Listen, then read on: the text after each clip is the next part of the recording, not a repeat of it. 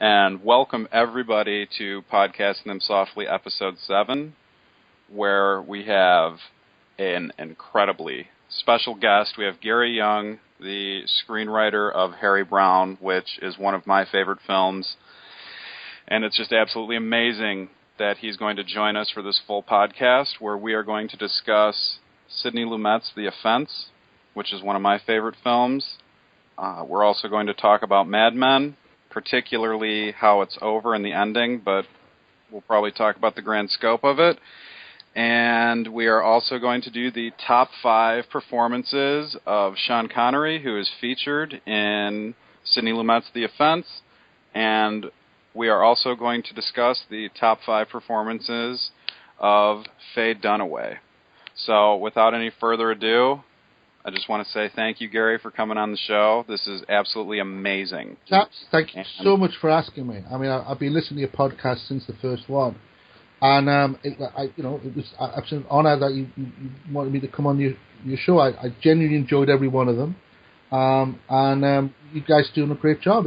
I really, I'm a total movie geek like you guys, so I'll happily talk about watching films till the cows come home. So thank you so much for asking me. Really, really appreciate it. Hey, this is a complete honor for Nick and I. I think I can speak for the both of us, where I feel like I'm going to start hyperventilating here pretty soon, especially since I just watched Harry Brown the other night. But this is amazing. Jeez, Nick, Absolutely. You want to chime in here while I have heart palpitations? Go ahead. I just want to say thank you to Gary as well for coming on. It's very exciting, and we should definitely have a great conversation. Anytime that you can talk, great cinema with a movie buff, it's always exciting. So we're looking forward to it. Thank you for coming on. Oh, thank you. And also, great choice.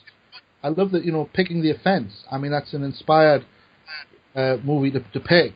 So, it's like anything. It's what great ingredients you've already got. Picking a bit of a forgotten classic, a bit of an undiscovered classic in The Offence. So, good choice, guys.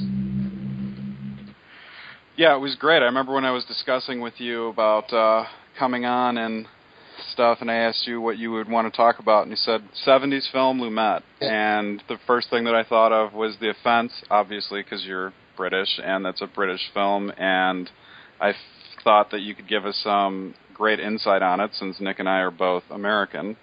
So I'm incredibly excited to talk about this. This is just a tough film, incredibly tough film to watch. If there's a tougher, darker movie than The Offence, I would really, it has to be one of the most dark, bleakest movies, certainly that Lumet has done, and also just for a kind of British movie. And it deals with incredibly dark themes. It's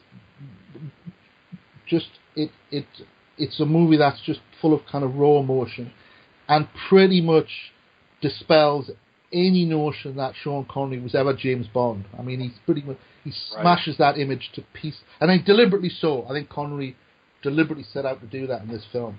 I mean, and he's just any thought of what Bond. Remember, he's just off doing Bond when he made this.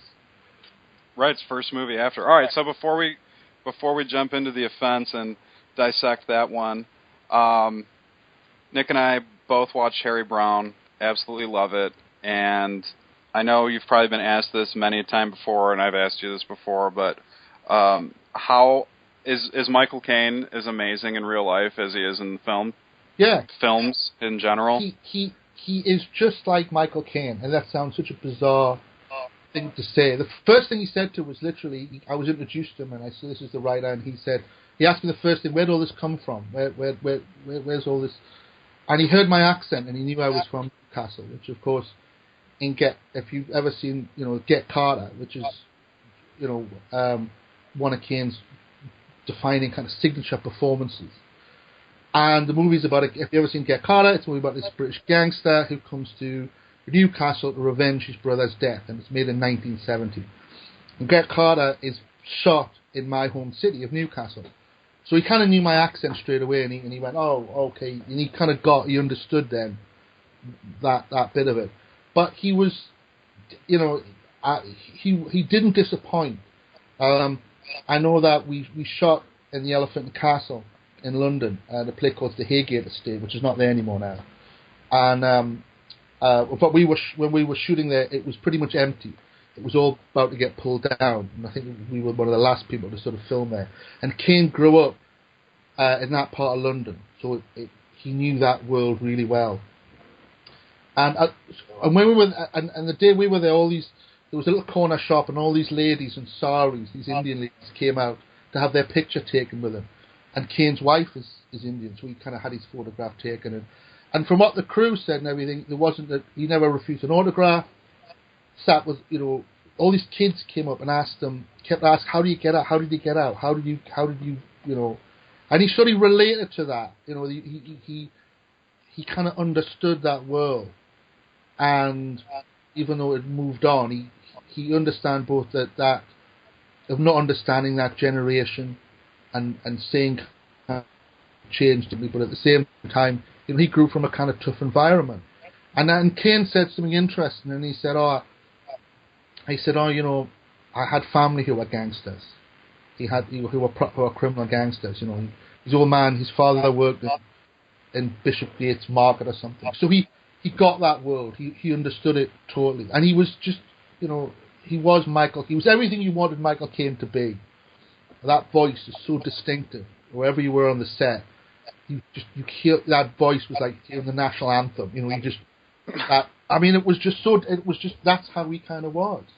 And also what was interesting, because I wondered about his performances, and I thought he was the type of actor, every performance would be exactly the same. It would be the same cadence. But it wasn't. I watched it, I was only there for like 2 days, and I watched the scene in the bar. And every take he would do something different. He would be a little harder on a take, or softer. And he was always kind of feeling his way as an actor. And he understood everything, where he's at. I mean, he was absolute professional, and just the crew were, all of them wanted that, there was Caine. They wanted that on their CV. The sound guy who recorded all the sound, and he insisted that the sound was perfect because he didn't want any ADR. He wanted to know that every line that Caine spoke in the movie was he recorded it. They're all London boys, so he's the kind of hero. So I can say professionally, Harry Brown was the best and easy experience I'd had up until that point. And the movie happened simply because Michael Caine said yes. That simple. So that was without if Michael Caine hadn't said yes, I would be still talking about this movie that I haven't made. And that's the power of a star. That's what happened. If Caine had passed on it, that's so great, and it's so obviously a piece that felt so perfect for Caine in the way that something like Gran Torino was so perfect a vehicle for Clint Eastwood, and as I know you said, Death Wish inspired you. Can't really think of too many other people than to play that role. So it's one of those things where Caine just fits that, like you said, that iconic mold. And all the baggage that Caine brought with him as his screen persona, it kind of worked for Harry Brown. It sort of, sometimes an actor's baggage works against the part, but in this case it worked. And also the fact that he spotted. My favourite Michael Caine film is The Ipcris File. Have you ever seen? It's a 60s spy movie. It's pretty much his first movie that made him a star after Zulu. And the character he plays is called Harry Palmer. So, and there's a couple of references to the movie in that. So, if anybody knows me, knows I can recite every line from The Ipcris File. And so it was like, I got Harry Palmer to say my lines. What more do you want?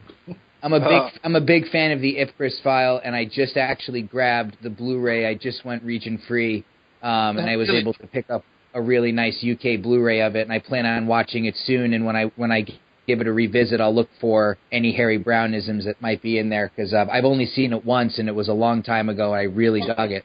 Yeah, again, he's called Harry Palmer, so I call him Harry Brown, and there's two lines. One is he says, "You didn't come here to talk about button mushrooms and birds," and I changed the line, "You didn't come here to talk about chess." And Operation Blue Jay, which is what the police speak is, in the Ipcris file, Blue Jay is the code name of the villain. So I kind of there's two things that I stole from the Ipcris file. It was the fact that Kane actually ultimately got to play the part. Because if Kane had passed, Albert Finney was going to be our next choice, and we were going to shoot it in Manchester for much less money, because Albert Finney's from Manchester. And it's funny, in the rap party, I mentioned it, because obviously he knows Finney, they're contemporaries. And Kane went, Albie would have done something interesting with it. So, which it brings on to Sidney Lumet, who Albert Finney's in Sidney Lumet's last movie. The Devil Knows You're Dead. It's Finney's, I think it's Lumet's last movie, isn't it? It's his last film. Yeah. That was my as a professionally, it was the easy, and I've had some nightmare experiences as a writer. It was the best and quickest turnaround of, we were in the, from me saying I've got this movie, British Death Wish, we were in the cinema 18 months later, and I was like, wow, and everybody did exactly what the movie that I wanted. It wasn't like distorted it in some way. For better or good, Daniel Barber did an incredible job. And also want to mention Martin Rue, who's the DOP. He was a genius, and I think he's a fantastic cinematographer. If I'm not mistaken, didn't he shoot The American? Absolutely. He shoots a lot of his stuff beautifully. Incredible DOP, German guy. He's German, and an amazing DOP. I mean, he really contributed that amazing look to Harry Brown, that very dark and that 70s kind of feel to it, and drained out all the colours and just put all these sort of brown palettes in. And Martin's an amazing DOP, incredible. Yeah, the color is really a study of black, brown, and grey, varying shades of those colors. And yeah, the grittiness can be felt all over, and it's totally in line with all those great movies from the 70s. So absolutely. Totally. I mean, he kind of really gave it that kind of palette, and that was obviously all inherited in the material. But that's what great directors and crew do. They enhance what all's there, and they give it the authenticity. That's what a great crew does. Everything from set direction to art direction. They understand from the script what it is the writer's trying to convey. And you're not there. You don't have as a writer, you don't have those conversations with those people.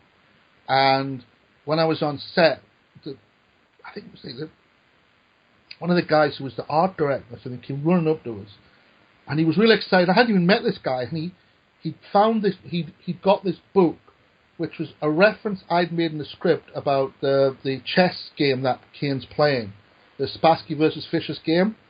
And I referenced the book, which I took the line out of, and he'd gone on the internet, this guy found the book that I'd made reference to, which is the line where he describes the Pyrrhic defense. And this guy had seen that, and that's what amazing crew, that's what the bits that you don't see. Things like that, like the crew reading their part, art director, and going, okay, I understand what prop guy, what that is, and putting that kind of dedication into it. That's what great movie making is about, really. And I remember being, oh right, Christ, yeah, you got the book, and he'd spend ages finding this paperback online and got it, and it's barely seen in the movie, but that's what happens. That's what great crew does. That's amazing. God, yeah. I mean, my favorite era in film is the 70s, late 60s to the 70s. Yeah. And it's so fertile, and there's such a dark tone and an anti-establishment tone to the films, and just a general fuck you with a lot of the films, such as The Offence. I mean, I could name Network. I could name 100 films of the 70s, Taxi Driver, all these films. All the movies now that wouldn't be made by a major studio. They would all be made by independent. You wouldn't, there's no major studio would make any of those movies now.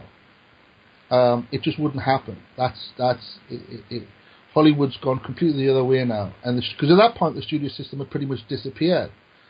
Right. And it was the kids. I think some of the last great dark nihilistic sort of 70s inflected cinema came, with No Country for Old Men and maybe There Will Be Blood back in 2007, because those movies were financed by studios, but were made by, the Coen brothers and Paul Thomas Anderson respectively. So unless you're a name like that, then you're right. Not many people are going to take a chance on ambiguous, dark,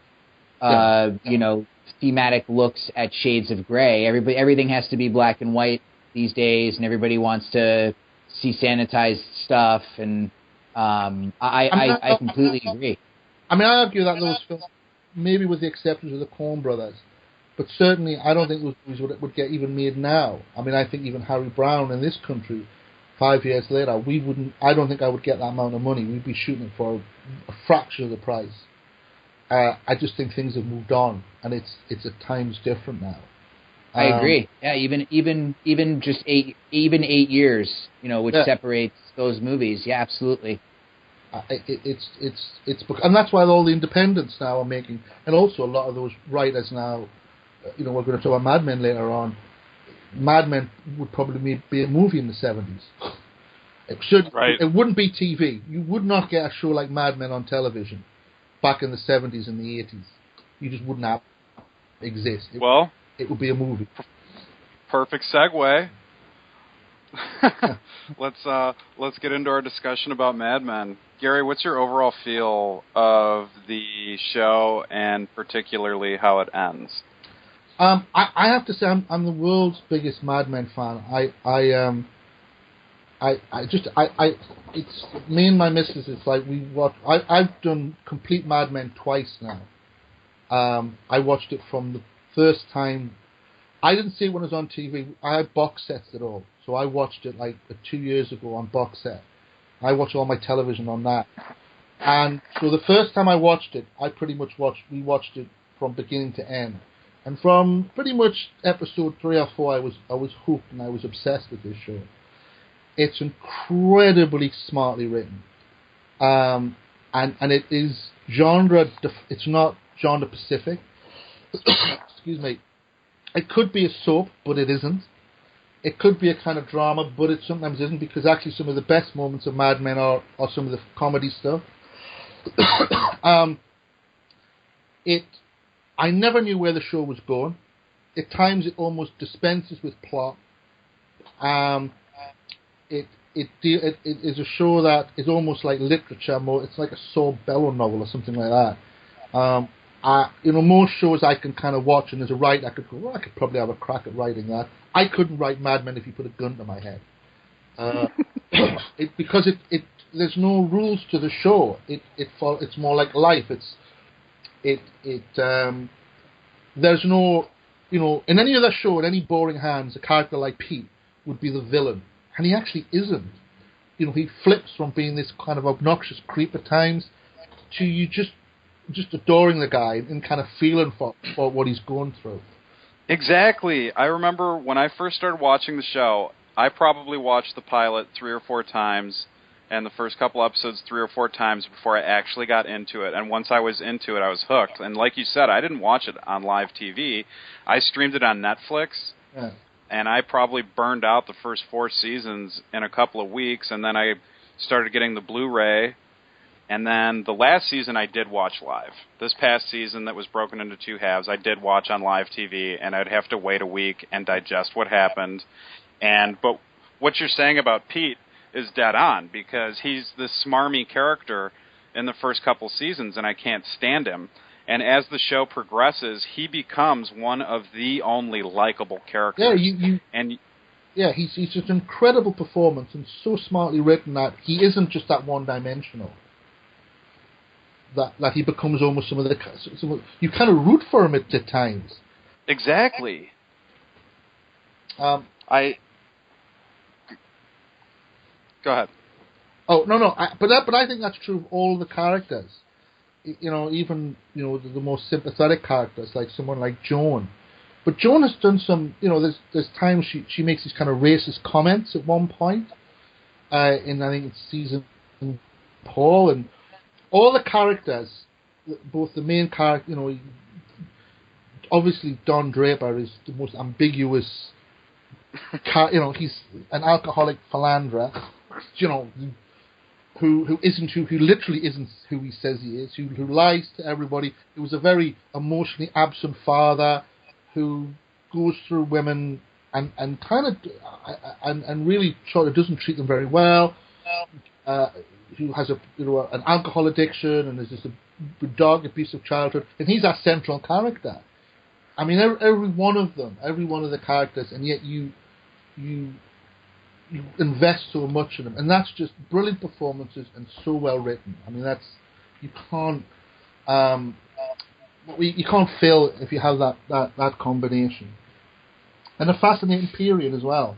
In an amazing period to deal with, that 60s, that decade, which was, in your country, changed so much from 1960. I so agree, and I just want to say I had a unique experience with Mad Men in the sense that when it first started, I was in my last year of working out in Los Angeles in the industry, and I was working at a television production company, and I can remember the people in my office not being all that excited about it and thinking that it wasn't that great. And I kept on saying in my head, my God, I'm from another planet. What's wrong with these people? They're not on board with this. And I've watched, I consider The Sopranos, Breaking Bad, those Deadwood, those have sort of, I still haven't seen The Wire, but those three shows immediately come to mind as just some of the best dramas. And for me, and Mad Men is just right up there and probably above them, because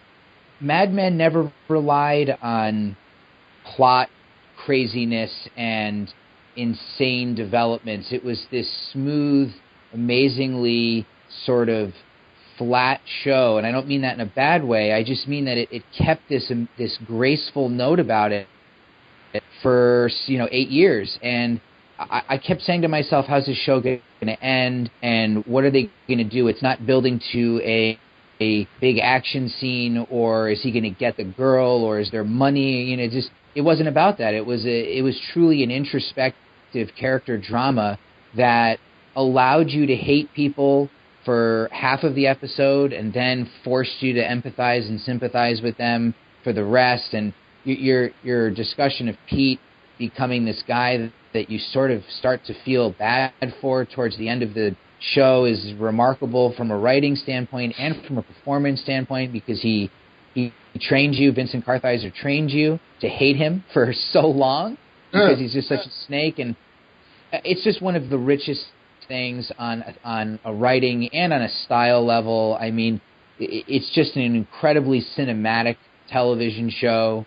And I find it hysterical that Matthew Weiner, this great talent, who wrote for The Sopranos and had other credits, he couldn't get HBO or Showtime, as the story goes. He couldn't get any of the pay cable channels interested, and he landed on AMC. And to AMC's credit, I know they take a lot of flack with some of the other shows. Walking Dead, they've had a lot of issues with the staff, but they really just never not allowed Matthew Weiner to make the show that he wanted to make. It's a testament to him and his vision and what he kind of set out to do as a writer. And I know for a fact, because I know a friend of mine who works in TV, and she was chatting about, we were talking about Mad Men and the company she worked with at the time, and she goes, we passed on it twice. And she said, John Hamm, Don Draper. Don Draper was always the third guy not to get the pilot. And I know a couple of things, because I know what this friend of mine told us. He was right down to more than once to play the lead in some major television shows and never got them. And because I think one of the strengths of Mad Men is nobody in the show. I mean, the two vaguely known names is Funny Vincent, what's his name, Pete, and Elizabeth Moss, because she was. I mean, other than they were both child actors in stuff, but they weren't. He was in Angel and she was the daughter in West Wing. West Wing. But other than that, right. It's littered with pretty much unknowns. Slattery had a few roles, but you're right. Slattery, Slattery was, but again, he wasn't a known name. He just one of those. No, not at all. He wasn't. He was like guys in, and I know a bunch of known actors. I know at least 2 British actors who worked for Don Draper, 2 well-known British actors. And I know one who I know for a fact, because he took delight in telling us, turned it down. Can we get a hint? I can't. I would tell you.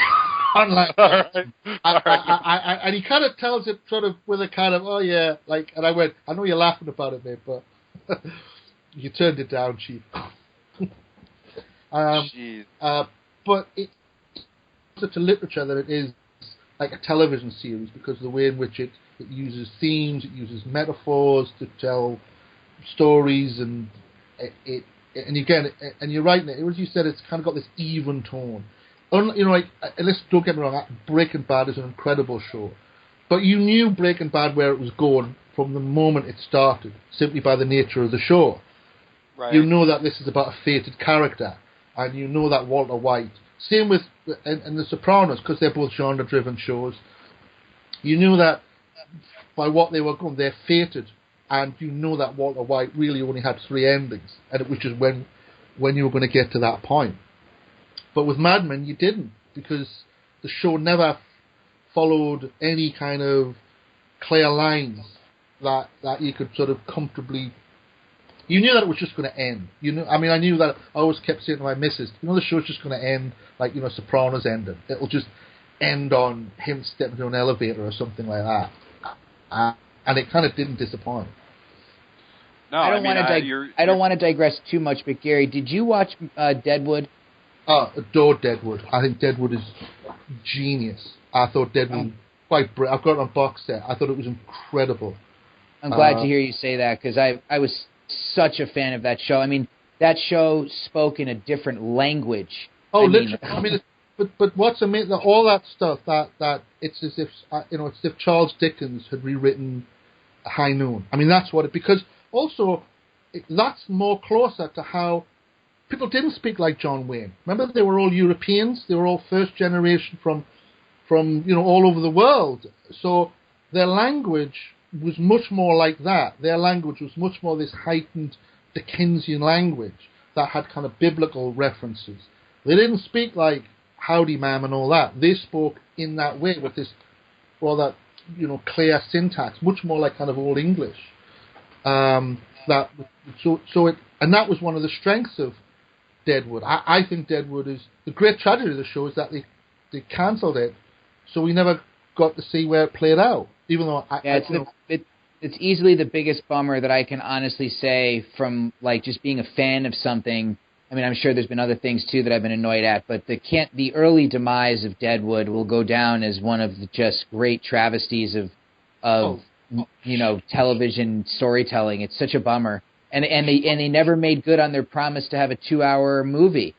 There was some discussion about how, fine, we won't make another season, but we'll give David Milch the chance to, make a movie that ties it up, and they never did that. I know. I mean, you know how and it's, if you can look online, you can find out how the end was, because it's it's all based on real people. Everybody's in the show are real people. Yep. And apparently, how it was supposed to end was. The very last season, the town gets, which really what happened, burns down and there's a flood and the town gets completely kind of demolished, and it gets rebuilt. And apparently, how this was supposed to end, the what's his name character, the saloon guy, the brothel keeper guy, Swearingen, yeah, played by the great Ian McShane, the best, yeah. McShane realizes, and when you see that, apparently it's going to end with, you realize now that the sheriff now has taken over everything, and what's his name, Tim Oliphant from Justified, now is running the show, and it's all families, and he realizes that there's no place for him, and it ends where he just realizes that it's now becoming like a modern town, and there's no place for a brothel keeper, and there's families and children, and he decides to leave. And apparently the last image was going to be Calamity Jane stood at Buffalo Bill's graveside talking to him, and she gets on a horse and as she rides through the town, we see it's completely now looking more like a modern American town with families, and she rides out, and it would say 30 years later her body next to Buffalo Bill, which is all true. And that was how. Well, I just got the chills personally because I mean, Frank, I'm trying to remember. We've talked about so much, and we always do. Did you get a chance to watch Deadwood? I have. I own the DVD set. Yeah, I have. So, and we'll rightfully get back to Mad Men, but I'm sorry, I just couldn't resist asking if Gary had seen it, because it just felt like such a creatively a writer-driven show, and something that that a creative mind would appreciate. So I was just curious. Oh yeah, and again, language in it was just I love that. I love that they stuck with this idea of doing this very stylized way of speaking, and they never wavered from it. They never decided the audience won't understand it and it'll be too difficult for them. No. This is how the style of the show is, and this is how they really spoke, and this is the authenticity of it. And I love that they committed to it and didn't break. They didn't break away from that and kept with it.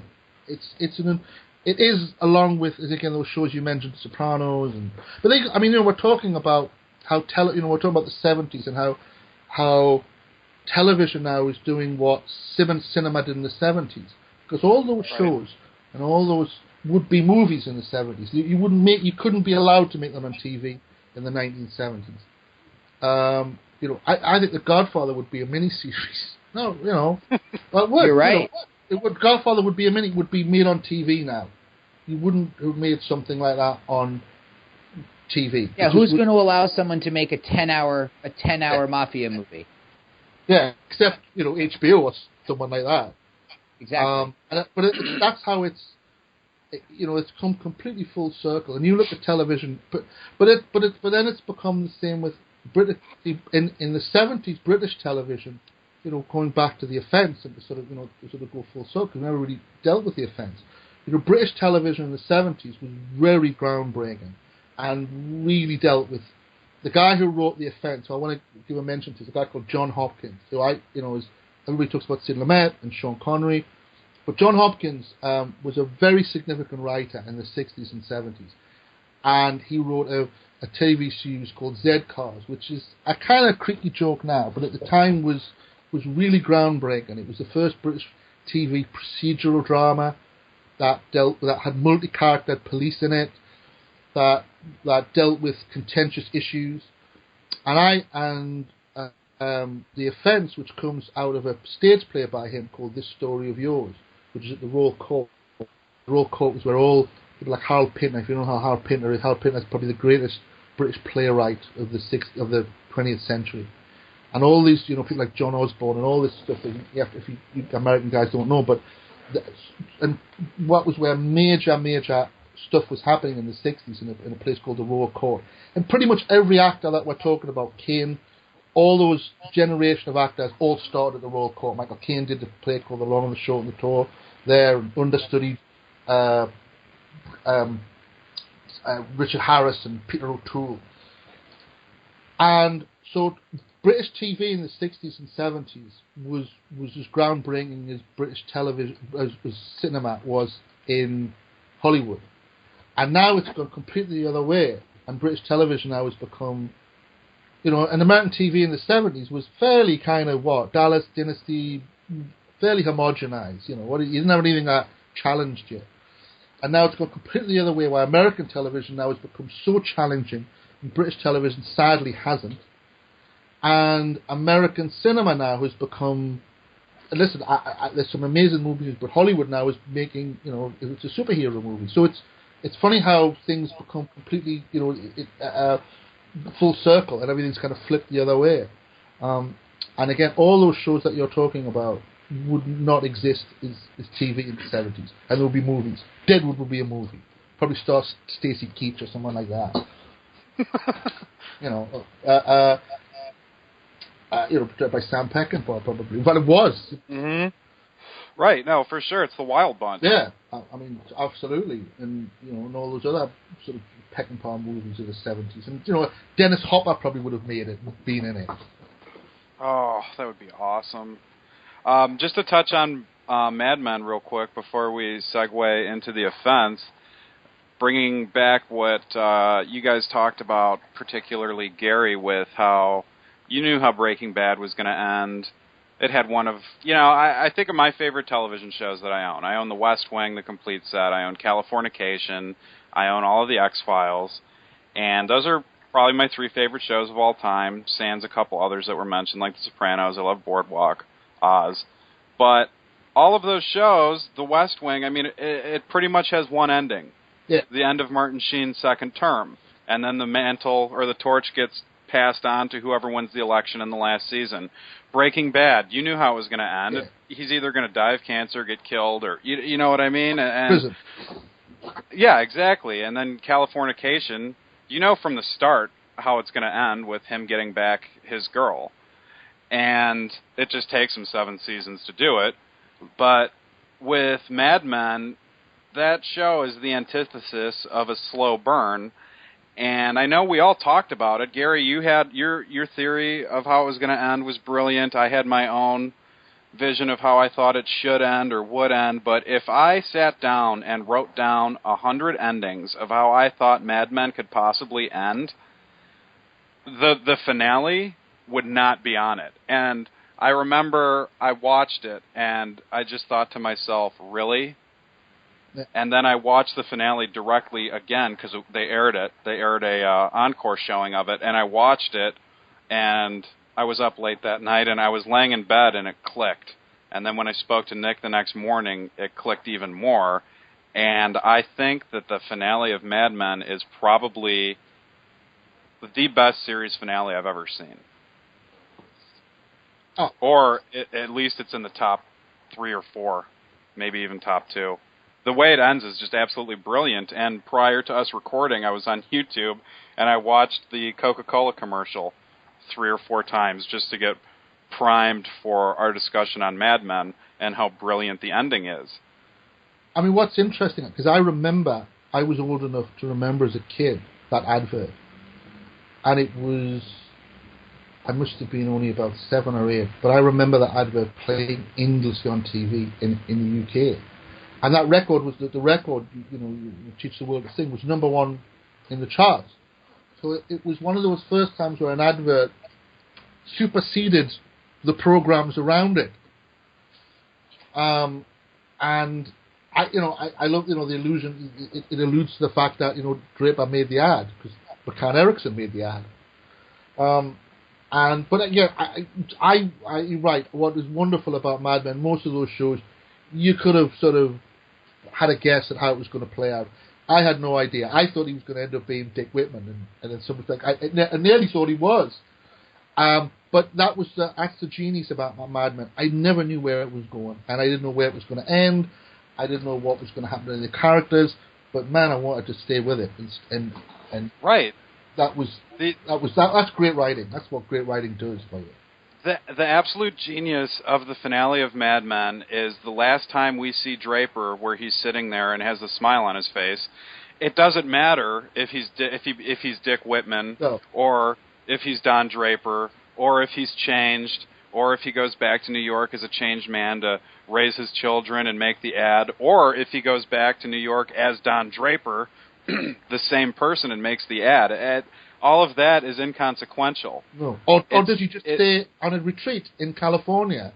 Exactly. And it goes on without him, and they make that ad with it. I mean, that's the genius about that show, is it doesn't really matter because you're in the experience of it.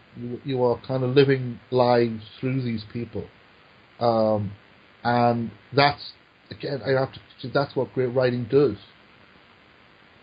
I mean, I love was it Nick? You said it's an incredibly cinematic show because there's lots of sort of cinema references all the way through through the series. You watch those early ones, season 2. There's endless references to Hitchcock, and they have. She looks like Grace Kelly. Also, she looks like Tippi Hedren in Marnie, January Jones's character. They have if you watch You watched in the second season where she's doing all horseback riding. It's a huge reference to Marnie, which is I was just going to say, like when you said the horseback riding, because I've seen a lot of Hitchcock's movies, and I know that Marnie has this like mixed reception from people. Like some people love it, some people don't. I have always thought it was really good. It really sticks out in my memory, and it's funny that you just said that because of the horseback stuff. Yeah, Marnie's great. Yeah, you watch, it's one of my mother's favorite movies, and it's a very questionable film because of the Sean Connery character. But I think it's one of his most interesting. I think Marnie's one of his most interesting movies. Even though it's you have to kind of, it's a lot of stuff that you wouldn't have now. You go Hitch, you can't do that. But Marnie's, but you see the echoes in Mad Men because it doesn't follow a convention. It doesn't. In Marnie particularly, Hitchcock isn't following his usual path. He's turning things on its head. And a central character in Marnie, we're talking about that, is like a Mad Men character. And like, am I supposed to like this person? Am I supposed to dislike them? Do I empathize with them? And kind of all three that's what Mad Men does wonderfully. You empathize, you dislike, and you like. All the characters hit those notes all the time. Last year's not so much to Mad Men, but last year's movie, A Most Violent Year, certainly had a 70s morally ambiguous from a character standpoint at times quality to it. Oh, well, I thought both that. I loved Most Dangerous Year. I think he's a really interesting writer director, and also Nightcrawler, which is one of the more, the central character is a kind of loathsome sociopath. Yeah, Nightcrawler is definitely an ode to the network, the bitterness of network, and some of the other things. Nightcrawler is startling. Film. It's like Taxi Driver meets Network. Yeah, it is. It's the sort of love child of those two characters. As if Faye Dunaway, character in Network, had sex with Travis Bickle, and this is what they produced. And yeah, there's Lou Bloom would be the son. Yeah. All right. Well, let's move on to The Offense, because I know all three of us are incredibly excited to talk about this. Gary, you want to lead it off and introduce the film and explain why you love it so much? Well, it's just what's interesting. The Offense made by Sidney Lumet, and it's probably the changeover of Lumet as a director. Lumet's first film, which is 12 Angry Men, which you could argue, given Lumet's an amazing canon of work, is arguably maybe his best movie, and given a guy who's made some amazing films, and it's probably what's interesting about both 12 Angry Men and The Offence is they're both very kind of stage bound, and yet Lumet never makes you feel as if as I said, The Offence is taken from a stage play called This Story of Yours by John Hopkins, who was this very kind of influential television writer, and it stars Sean Connery as giving a performance of just absolute self-loathing and rage. He's a policeman in this unnamed British town outside London, we assume, a northern town, who is investigating a series of a paedophile. And what happens was that we realised that they bring in this suspect played by the incredible Ian Bannum, and the movie kind of does like a Rashomon where it's sort of fractured time.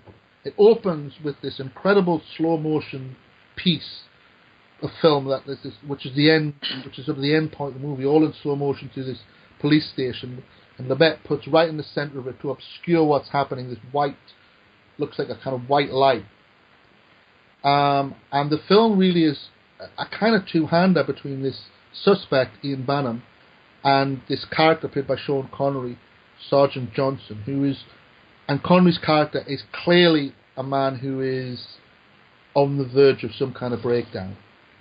and he's been the things that he has seen as a police officer as affecting him, and also then it also, you don't know whether it's even alluded to that he himself has these unnatural feelings. It's kind of the scene where he finds the little girl. He finds this poor girl who's been abused by we assume was the Ian Banham character, and Lumet shoots it in such a way as you're not even sure whether did Connery's character do it, because it has that. I think was it Frank? You said your mother watched it, and she watched. Yeah, she even thought it. No, he did it. And of course the whole thing kicks off because Banham recognises that in Sean Connery, and that's what sets Connery's character off. Yes, my poor mother came over the night I was going to watch. So what? I know. I know. I told both you guys it was a good mother-son bonding experience. My mom came over and I was like, "Well, I'm watching this because this is what we're doing for the podcast." She's like, "Oh, I like Sean Connery." I'm like, "Mom, it's just not this Sean Connery." And within that opening, not the opening scene. Well, the opening scene definitely sets the tone, but when they're looking for the girl. Yeah. And Sean Connery just turns his flashlight off, breaks off from the search party, and starts going through the woods like he knows where he's supposed to go. And he finds her. Yeah. And he's trying to calm her down and soothe her, but he's on top of her. Like I know. And it's like almost that she's pinning her.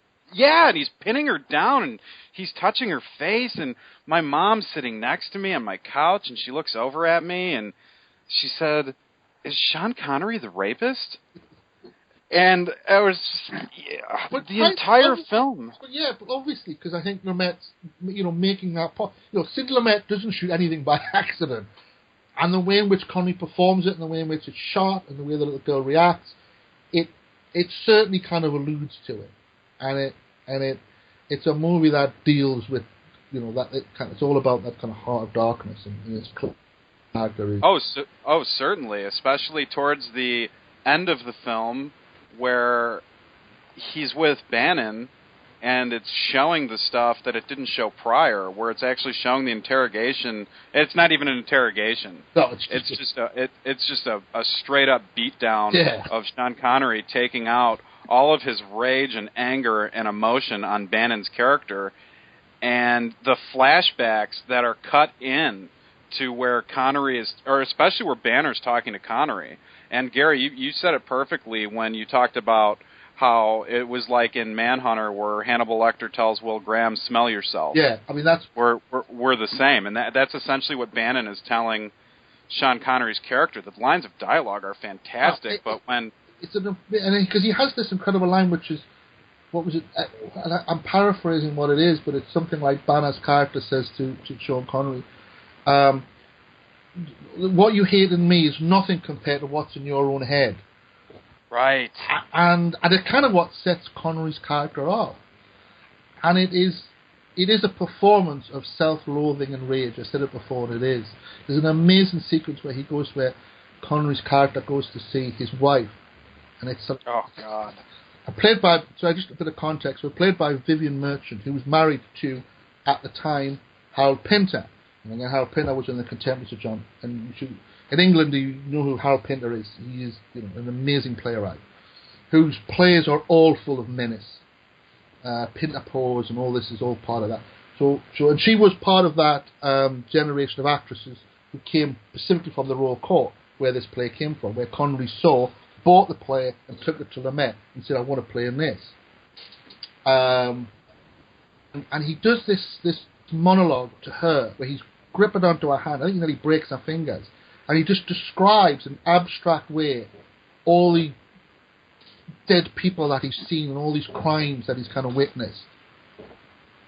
And it's an amazing piece of writing, very theatrical, but Lumet kind of, because the movie's odd because it kind of straddles two camps, because on one level it has that sort of documentary realism of sort of Ken Loach of that period, but at the other time it's quite stylized, and I think Lumet kind of makes it work because it's realistic yet at the same time. Connery uses the word bloody almost like it almost becomes a sort of miamic pentameter, how many times you can say that word. Which is, it always becomes repetitive to the point of almost ridiculousness. And that's it's kind of comical at times how many times he says bloody. And I wanted just to jump in because I totally agree with you. One of the things that really struck me initially, because I'm always just the way that my brain works with movies, I'm always noticing style, I'm always noticing composition, cinematography, the choices that filmmakers make in these departments.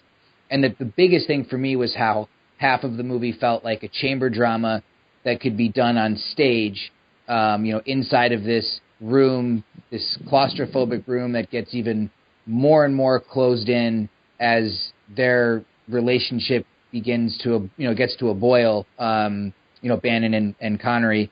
But at the same time, you have a documentary aesthetic where you're outside and when Connery's out looking for the girl, the scene with Connery discovering the girl really just got to me on an emotional level. It really just sort of shook me up, and I thought that the girl's performance was just unfortunately it was like too good, because it kind of just made it all the more chilling, because I really just I don't know, that the way that was captured with, like as Frank said, he goes off on his own and kills the light, and it's troubling on any number of levels. There's loaded subtext to it, but the film has such a unique blending of styles that I'm not sure that a lot of other people would have been able to pull it off with the overall finesse that Lumet, did.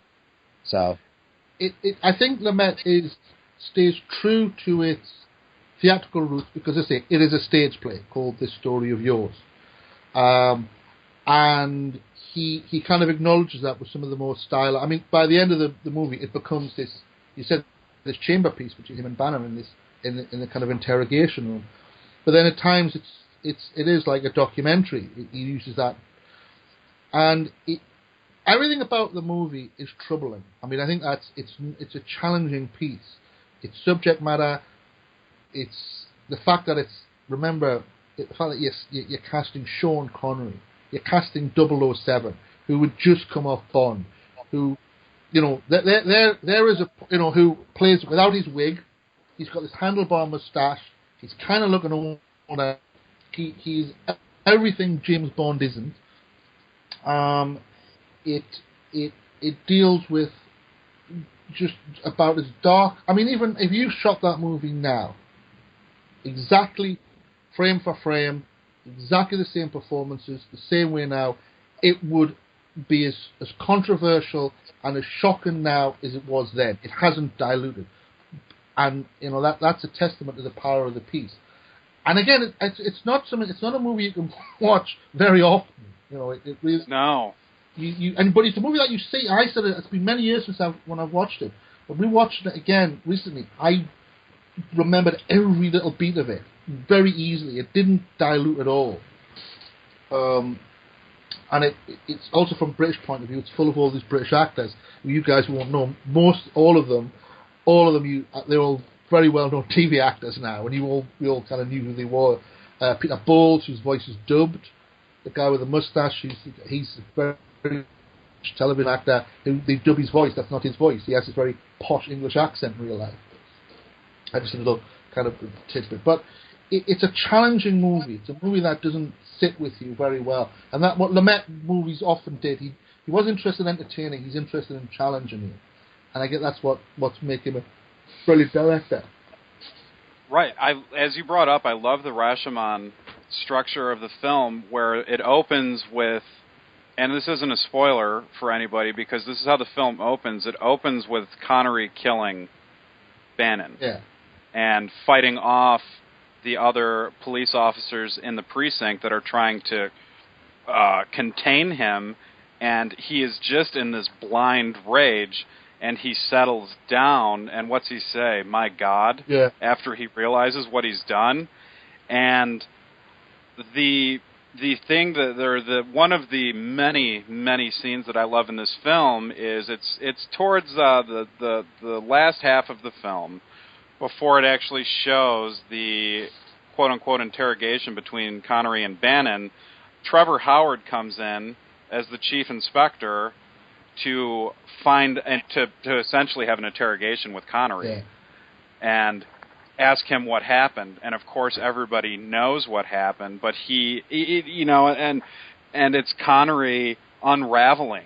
It's like the mental image I have in my mind in that scene is Connery is like this airplane that's going down, and pieces of the airplane are just flying off, and it's only a matter of time before it hits impact with something and completely explodes. And there's something very special and unique about Connery's performance in this film, which, like you said, he came off of Diamonds Are Forever, where he reprieved playing Bond, and this was the first movie he made when he was done with James Bond, and I can't think of a more anti-Bond role that he could have played than this role. He completely shatters the image. I don't see James Bond when I watch the film, which is very difficult because I've seen a lot of Roger Moore stuff, pre-Bond, post-Bond, the TV show The Saint, the stuff he did during Bond and the stuff he did. He's always James Bond. Yeah. He's always James Bond. Same with Pierce Brosnan. Rather, Roger Moore is always. It's just Roger Moore being James Bond. It's that performance that Roger Moore gives is Roger Moore. It's just he's been 007, while Connery isn't 007. Connery. The interesting thing. Remember, Connery's from Edinburgh, from a poor guy over in Edinburgh. I did a lot of theatre in Edinburgh, and I knew where he grew up. The people, I was telling you these. And it was a very kind of tough, poor part of the city. He isn't the sort of educated English gentleman. He's the opposite of that. He's some tough working class guy. And, so Bond is a performance that I think Connery didn't really like. And also he's a Scotsman. There's a really kind of, there's an animosity between the Scots and the English. So... And there you go. So the other thing is what Connery uses his Scottish accent. Really, for the first time, he doesn't speak any with his English affectation in this movie. He speaks as a Scot. And between that and Zardos, have you guys ever seen Zardos? That movie's insane. Which is they're the two movies he did right after Bond. Zardos has to be one of the craziest science fiction movies ever made. It has Sean Connery running around in what looks like a red nappy. Island. Have you guys seen Zardos? Yeah. I've seen it. Yeah, John Bourne film. Has to be like, top 10 out there movies. It's got to be in the number one spot. I'm a big fan. It's just been released on Blu-ray. Oh, really? It's a movie I've seen against Zardos. I made my son watch it. Talk about Zardos. I think he just freaked him out, but he watched it. So we quote lines from Zardos all the time. Again, one of those movies that I just quote endlessly for its insaneness, and the gift of the gun and all that nonsense. But I love that Connery at that point just decided I'm not going to be 007 anymore. I think he'd had a belly full of it by that point. I think he'd had enough, and he just shatters it with these two them two, particularly in The Offence. And it's it's one of those where an actor's really going there. He isn't, he's in that emotional space. He's really showing the audience and people say, no, I'm not just, saying these kind of off the cliff lines. I can act, and he does. And that's that's a tough emotional space to be in for an extended period of time. I don't know how long The Offence took to shoot. But for Connery to have come off the Bond movies and all, and I know that there was The Offence the exact first movie after the last Bond film that he did? Yeah. I think he did the deal. I think what he agreed to do. Now I'm not 100% sure about this. And also remember, Lumet wasn't a known director at that point. He hadn't done Serpico or anything like that. He wasn't so. Picking Lumet, he'd done The Hill with Connery in the 60s. So Lumet wasn't quite the named director at that point. And I think so there were no expectations yet. No. And I think the story is that he agreed to come back and do Diamonds Are Forever on the understanding that Universal greenlit 2 movies of his, whatever his choice was. And what he did was his fee for Diamonds Are Forever, he paid to the Scottish National Party for the independence of Scotland, because he's a big into that politically. And he did The Offence and what he's supposed to do. And this is, one of great movies that never got made. The Offence, and the second movie was going to be Macbeth, his movie of Macbeth. And unfortunately, Roman Polanski did it, and it kind of cleared the pitch and because the film didn't do that well. So Sean Connery's Macbeth, which I think he even planned to direct, or whether John Bourne was going to direct, or someone like that, and he was going to do this big, huge version of Macbeth as him as, and you go, oh, that would have been really interesting to see. And what happened was Roman Polanski's Macbeth got there first, and Connery pulled the project. But yeah, so it was the film that they blanketly greenlit it. Whatever he had to say, he found his deal was, whatever I agree to do, you'll greenlight, and I'll do Diamonds Are Forever. And Universal went, yeah, all right, fine. Or United Artists. So it is the film that comes right after Bond. So essentially, there's no other way that The Offence would have ever gotten made. I think essentially, I mean, how are you going to bring that to the studio, especially even now, or in 1971 or 72, and be like, this is what I'm going to do? Yeah, a pretty obscure play. Yeah, a pretty obscure stage play that was performed at the Royal Court. That Connery apparently saw and bought the piece, which he's wanted to do. He apparently owns. There's a famous play called Art, which Connery apparently bought. I think he's quite savvy in that way. With his money and buying. I think he owns quite a few. You're quite shocked some of the things that he actually owns, some of the property, and he went, oh, he's quite a smart guy with his money. And apparently there's no entourage with Connery. There's no assistants. It's just him. He just turns up and he's totally pro. Does his job, and not there's no art, no Hollywood with Connery. He's a guy from Scotland. God, that's awesome. Yeah, I've heard nothing but good things about Connery. A mate of mine was in what's some film with Connery, The First Night or something, and said he was just really just dead on Scottish guy who sat with the crew, and apparently sat on. Story is because he was golf, and he stayed in the studio a few nights over to watch the Open, which was being televised on TV, and the security guy, who was also in the golf, they would sit on a night. This guy was just a night watchman, and him and Connery would give him the money. They would bring beer and sandwiches, and he would sit watching the US Open, which was being broadcast through the night in his dressing room. Him and the guy who was the night watchman, the two of them. That's who he is. Oh no, I'll just stay. I want to watch the golf. That's amazing. Yeah, you kind of You want to hear?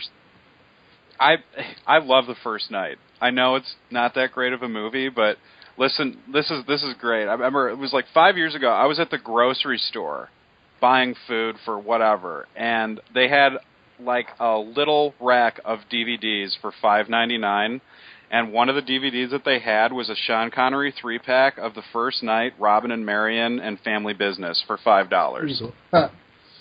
That is one of my most proud purchases I've ever made in my entire life, because I love all three of the films. Yeah, no, films in particular, Robin and Marion, I think is fantastic. I've got Robin and Marion when we're talking about where kind of Connery performances.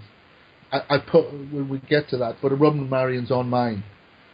It has one of my favourite lines, which Robert Shaw says, which I've stolen and always cut out of the script that I wrote, which is just a little in love with death, which is a great line. He flirts and he teases, and that's what Robert Shaw's character says of Robin, and I love that line. He's just a little in love with death. It's wow, what a brilliant line. God, I love that movie. Yeah. It's terrific. Yeah. Man.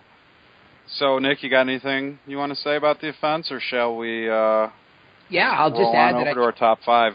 Yeah, I'll quickly add that it was a film that I didn't know anything about. As you said, I'm way more familiar, and I love Sidney Lumet's films. I've watched a lot of them. He just made so many films that there's just, unless you sit there and have a Sidney Lumet film festival, you could go your whole life without seeing them all because he made so many. This is one of them that I was not familiar with at all. I'm glad that it was brought to my attention, and while I'm not sure how often I would revisit it, simply because it does traffic in very, like you said, very troubling themes and instances. I'm glad I saw it. It was a further reminder of how good Sidney Lumet was as a filmmaker. There's so many movies that he's done that I'm such a fan of, and to see an earlier effort when there were no expectations and doing something very different than a lot of his other bigger, more well-known works, it was really, really great a chance to see a film like this. And right. For somebody that, and before we get into the top fives, I will sort of blanket statement my top fives about Sean Connery. I am woefully unprepared to discuss his amazingness as James Bond because, unfortunately, I just haven't seen all of the classic Bond films yet. It's on my agenda to do this summer to get up to speed on all of the older stuff before Spectre comes out in November. So my top fives won't necessarily include the Bond films. But what's interesting for me as a fan of Connery overall, I grew up in a household where my mother, when I was a child of the 80s, my mother was a huge fan of Sean Connery. It's all I ever heard of. Sean Connery, love him, Sean Connery. So I had this sort of opinion of him as this great guy that my mother loved as a movie star, and then of course of James Bond. But because I wasn't so well versed in Bond, I just sort of brought the Bond baggage along with him from movie to movie. And to see him in something like this, where there's not a shred of Bond at all in him whatsoever, and again, only having seen clips and maybe one of the movies that he was in a long time ago, it's just amazing how, like you said, he went with the chops on the sideburns and everything about it. It just was a different person, and you have to give somebody credit when they do something so well and become so popular and so famous on a role that is suave and debonair and sexy and everybody loves him. For him to immediately plunge himself into something like The Offence obviously demonstrates his willingness back then to switch it up and say, hey, take me seriously. I don't want to be a comic book character my whole career. So I definitely say thank you for bringing this one to my attention. And it's just an excellent, potent movie that I won't forget anytime soon. Right on. This makes us even now. Now we're 2-2 with films that we brought to each other's attention that we hadn't seen. So I feel better about myself bringing The Offense to you. I will say, though, out of all the Connery Lumet team-ups, it was The Hill, The Offense, Murder on the Orient Express, Family Business, and Anderson Tapes, this is the best one, in my opinion. I own them all, but I have not seen The Hill. I have The Hill coming. I'm excited. When I spoke to Gary prior to recording, he was telling me about it, and Ian Bannon's in that one as well. So I have that in my Amazon cart, and I'm just waiting to pull the trigger I think that in. I think Lumet's a bit of an angler fan because he worked with a lot of British actors. He was into this kind of. If you look at those movies, they're littered with British actors.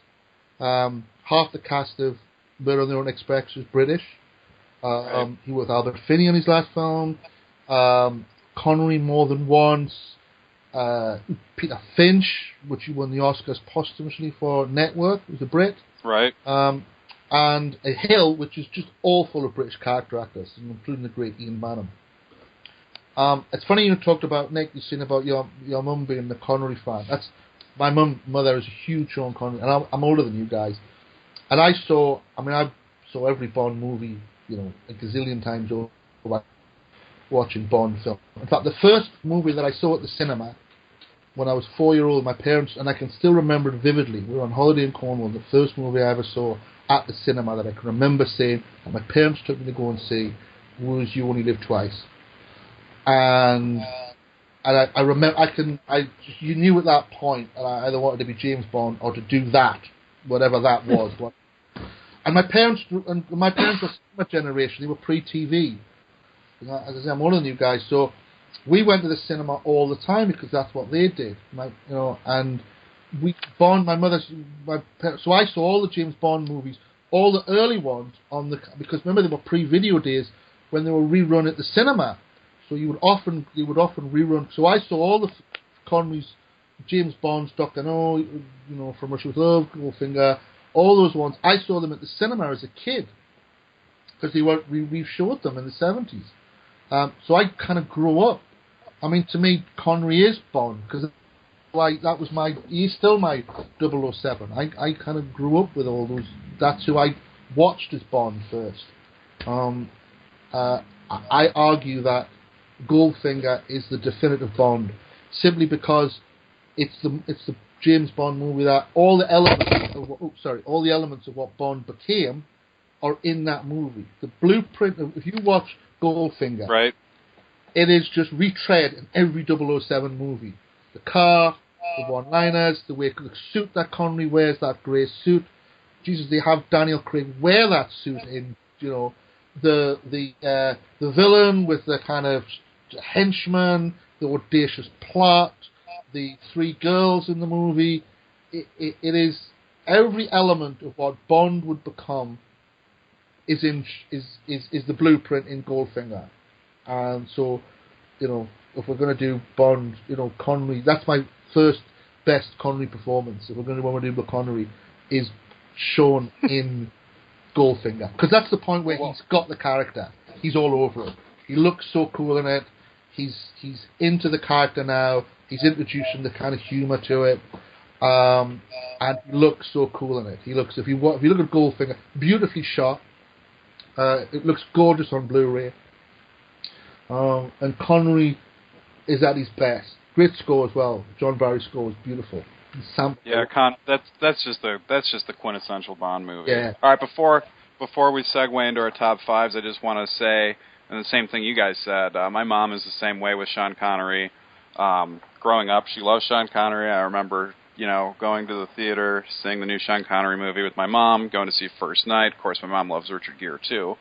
But it was funny when we watched the film, The Offence, the other night. Once it's over and the credits roll, my mom just looks over at me and says nothing. Just kind of like gets up and it's like, well, Mom, see you later. It was just... Sleep well, nightmares. Right, exactly. It was just nothing. But, yeah, so I thought that was interesting. But, let's segue over to our top five. We'll go in descending order, and we'll start with Connery. Gary, you want to do yours first, and then I'll go, and then Nick will go? Well, I just already said I'll do my order of kind of, I'll do chronological. I've written chronological. So I said Goldfinger. All right, that works. The Offence, Robin and Marion, which I've already said. The Untouchables, which is a film I love. Great script by David Mamet. It's cartoonish, but in such a cool way. And Connery is great as Malone. It's full of those, great lines that he all this great Mamet dialogue he gets to have. What are you going to do about it, Mr. Ness? And had great chemistry, I think, between the four of them. He works so well with Costner and Andy Garcia, and what's his name, the poor guy from Charles Martin Smith. Yeah, well done. I couldn't remember his name. The guy from American Graffiti. Right. And the last one actually is again the sort of spy movie, which is it's one of my favourite Le Carre adaptations, and it's sort of full circle. And again, it's kind of the other end of the spectrum is The Russia House. Which it's a film it's not thought about, and I watched that film endlessly over years. I'm a big Le Carre fan, and Connery's so great as this kind of boozy Barley Blair, this kind of drunk. Beautiful script. Connery's so good in it. Great chemistry between him and Pfeiffer. And he's too old for her, but the movie plays it like he's too old for her. He's now aware that he's too old for her. And honourable mentions would be The Hunt for Red October and the Anderson tapes. So that's my Connery with two honourables. Yeah, I love Anderson tapes. Yeah. I love Robin and Marion. Russia House, yes. I'll just segue into my top five then. All right, my top five is descending non-chronological order. Gary's buck in our system, but it's all good. My number 5 for Connery is In the Name of the Rose. Oh, yeah. I love that film. You know, Connery had an interesting career because he's the only Bond actor, maybe excluding Daniel Craig, that transcended James Bond, and he's bigger than James Bond. You know, the other actors that played Bond weren't, and they're always going to be James Bond regardless of what they do. I mean, Pierce Brosnan still has time to do whatever he wants to do, but, you know, he's kind of getting back into the action spy genre with November Man. But Connery took 10 years to get a good... I mean, you're talking about movies in the 80s before anyone would... You know, for most of the 70s, Connery's pretty much absent. He, you know, The Offence was a flop. You know, Zardos was way too out there. You know, Robin and Marion didn't do that well. It's only really until when he gets into really doing The Untouchables and all those movies, and that he starts to kind of come back. There's a huge period where Connery was still thought of as 007. It took him a long time to shake that off. Well, of course he did Never Say Never Again. Yeah, which, you know, is interesting. But... Right. Yeah, it was an interesting conversation with Paul during our Bondcast where he considered that part of the Bond franchise, and I have to rewatch it again. I still haven't after our conversation, but I never liked the idea of that film and of him doing that. It was too, I don't know, off color maybe. So anyway, so your picks. Yeah. So, In the Name of the Rose. Go ahead. Brilliant. Yeah, I love that film. Nick, have you seen that one? I have not. I've just Dude, unless I've seen it and I don't remember, I've written it down on my sheet here to add to the queue or to find in the Young Christian Slater. It's good. Yeah, for a very famous novel, and it's kind of Sherlock Holmes with monks. Right. It's very interesting. It's very good. Christian Slater first performed one of his earliest roles. Yeah. Yeah, he's his young apprentice. Yeah. It's the kind of doing the sort of the young little psychic, and has a very realistic-looking love scene with the mute girl. It's a great film, wonderful film. Very dark. I just looked it up. This is I was trying to remember who did it. Jean-Jacques Annaud. This is the Monk movie. Yeah. Yeah, I've seen this movie once, but I have no mature recollection of it. I'll have to watch it again. My dad showed this to me when I was younger. It's shot beautifully. It looks like the real deal. Everything looks like how it would really feel there. You feel the cold. It looks like you are in a medieval castle, and but it's essentially it's a murder mystery with old Connery doing the sort of Sherlock Holmes, because he was supposed to be Gandalf, bless him, but they didn't. He was too old by the time he got round to it. Everybody wanted to play Gandalf. John Bowman was going to do, Lord of the Rings with him playing Gandalf. Jeez, John Borman was going to do Lord of the Rings. Oh my God! Yeah, it was epic. Oh my God! In the 70s, it was this huge epic thing. He tried to get off the ground more than once, and Connery had been attached to play Gandalf pretty much from day one. And he came, and there's a huge. It's that and Dune are the two great, took ages to get made. And Bowman eventually just ran out of steam, and he couldn't. He got Excalibur made, and he more than once tried to get it done. And always Connery was supposed to play Gandalf. And apparently, the story is Peter Jackson went to Connery and said, "Well, I'm doing it," and Connery either said, "I can't. I don't want to be 2 years. I can't do it," or said, "I can't do it. It's not John. But thank you very much." Wow. Yeah. But yeah, so Name of the Rose is a really interesting film, really, and he's terrific in it, Connery. All right, so then my number 4 is The Untouchables. Brilliant. Gary touched upon that perfectly. It's what Connery won his Oscar for. He's just tough as nails in that. He's just the awesome beat cop, the hard beat cop that's been on the streets forever that finally gets the push he needed from Elliot Ness to take on the mob in Chicago, and he's brilliant in it. My number 3 is Goldfinger, which Gary nailed it with. It is just it's the movie that started the Bond franchise. Yeah, it's even the third one. It's the one that laid out what Bond would always be. Right. It's the most iconic Bond film. Yeah. It's my number 2. I mean, I love On Her Majesty's Secret Service to death, but Goldfinger's really what set the trend for the Bond franchise to this day. Skyfall is still remaking it. Yeah, exactly. Well, there you go. The Aston Martin, everything. I know this for a fact because I know this through other sources. The end of Skyfall, that was supposed to be Connery. That's who. And as Albert Finney's character? Yeah, it was. It was written for Right. But he wasn't. He's not well. They talked about Brown, but he's not well, Connery. And I think his voice is gone. But it's so obvious. Of course it's supposed to be Connery. I mean, it's... Right. And it was, I found out because I know some people from that way, and I said, and they went, yeah, of course it was written, and it was, they were trying to get him, and he just went, he just no.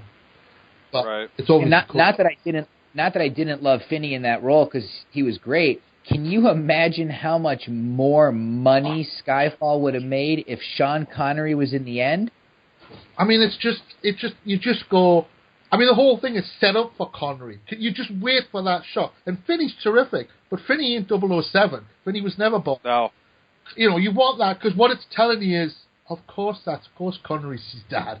That's who Bond is. It's telling you there's it's in Scotland and all this, and you just wait for that moment. You just the audience will be just on their feet, and he steps out the shadows, and there's I had never known that. That's great to know.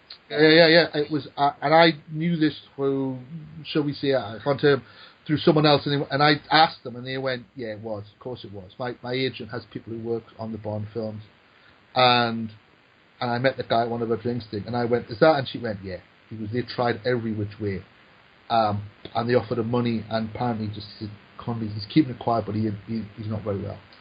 And they went, Finney ended up doing it, but that was what it was designed for. Obviously. Right.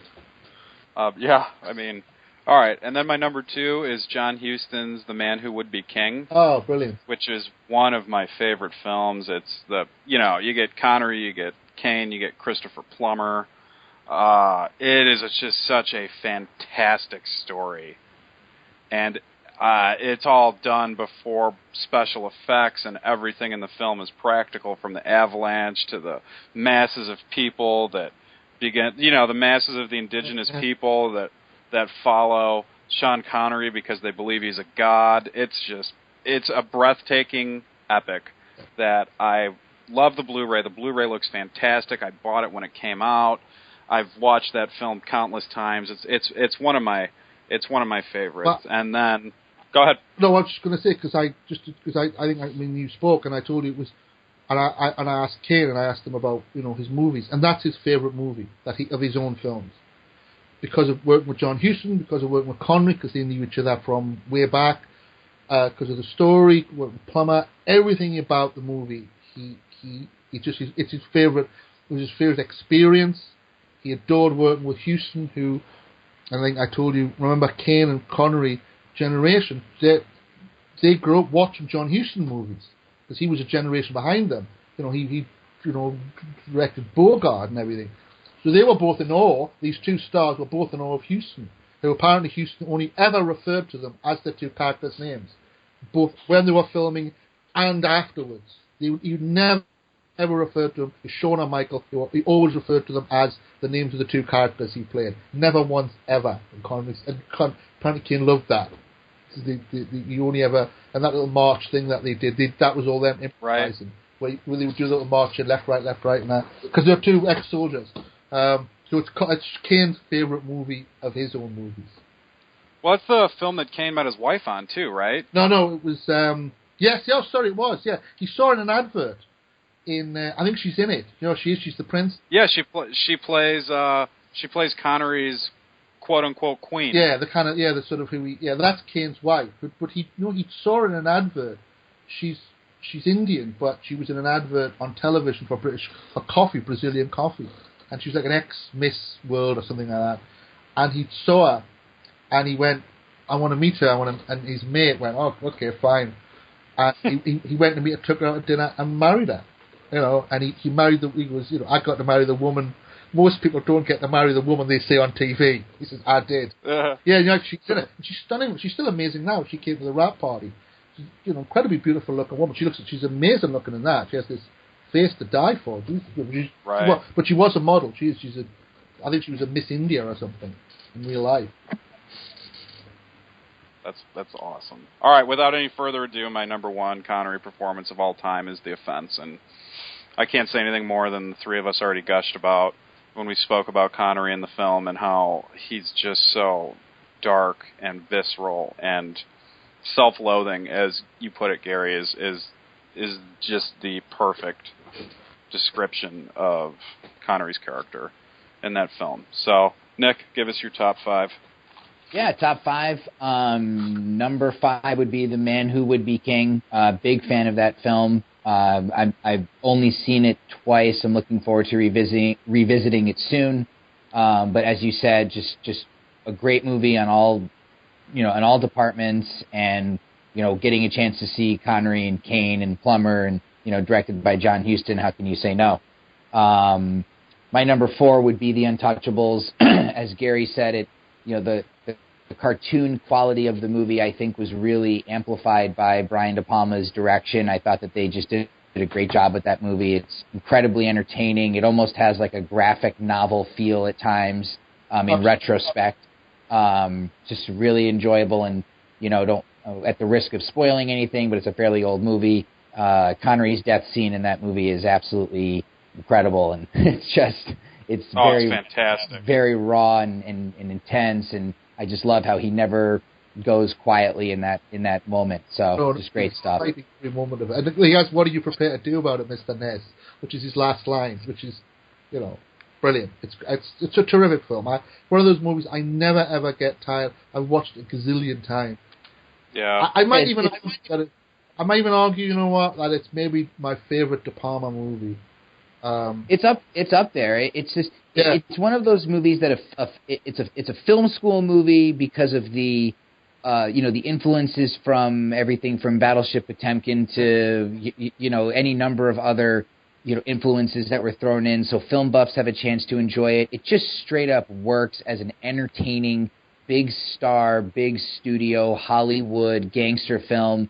You have De Niro playing Capone, so over the top and awesome. The baseball bat scene is still one of the best. In fact, my wife actually had a chance to see that scene not too long ago on TV out of context, and she was like, "Oh, what is this?" And I said, "It's The Untouchables," and she was like, "Oh, okay, that's one way to do things." But it's just a great movie.